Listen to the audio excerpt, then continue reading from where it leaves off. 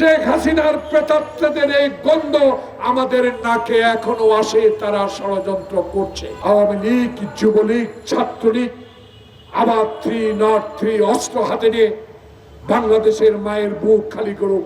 বুক ভরা আশা নিয়ে 1971 সালে খালি পায়ে হাফ প্যান্ট পরে যুদ্ধ করেছিলাম। সেই যুদ্ধে সেদিন আওয়ামী লীগ মুক্তিযুদ্ধের সপক্ষে একটি কথা বলে নাই।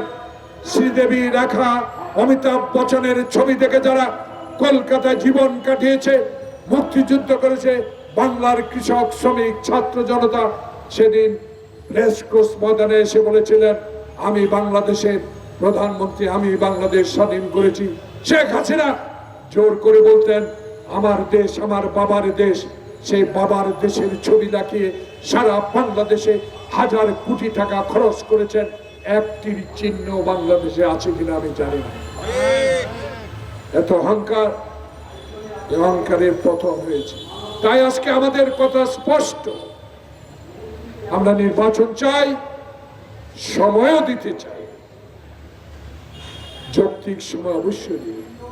পৌরসভার ময়লা, সিটি কর্পোরেশনের ময়লা স্তূপ হয়ে গেলে গন্ধ বাড়ে। যদি পরিষ্কার পরিচ্ছন্ন কর্মীরা সেগুলো অপসারণ না করে, পাবলিক পাশে দিয়ে হাঁটতে পারে না।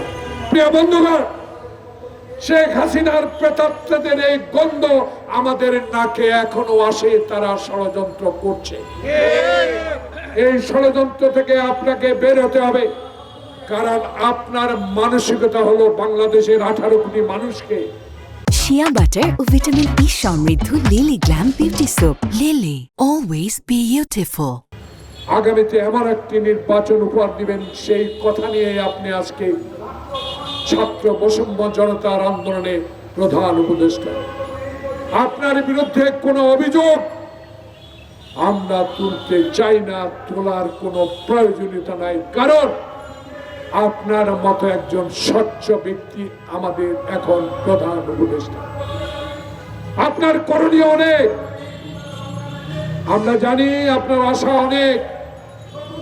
আপনি আমাদের উপর ভরসা করতে পারেন। আপনাকে অস্বস্তিকর করে তোলার জন্য আওয়ামী লীগের যেই ষড়যন্ত্র শুরু হয়েছে, আমার নেতা তারেক রহমান বলে দিয়েছে, বাংলাদেশে এই বিপ্লবী সরকারকে টিকিয়ে রাখতে হবে। এটা আমাদের পবিত্র দায়িত্ব। কারণ আমরা আবার চাই না আওয়ামী লীগ, যুবলীগ, ছাত্রলীগ আবার 303 অস্ত্র হাতে নিয়ে বাংলাদেশের মায়ের বুক খালি করুক। আমরা চাই না আবার আরেকজন আবরার হোক। আমরা চাই না আরেকজন বিশ্বজিৎ হোক। আমরা চাই বাংলাদেশে আপনার নেতৃত্বে এমন একটি নির্বাচন হোক, যে নির্বাচন বিশ্ববাসী গ্রহণ করবে, যে বিশ্ববাসী নিউ ইয়র্কে আপনাকে স্বাগত জানিয়েছে, বুক ভরে গিয়েছে, আশার আলো আমাদের জাগিয়েছেন আপনি।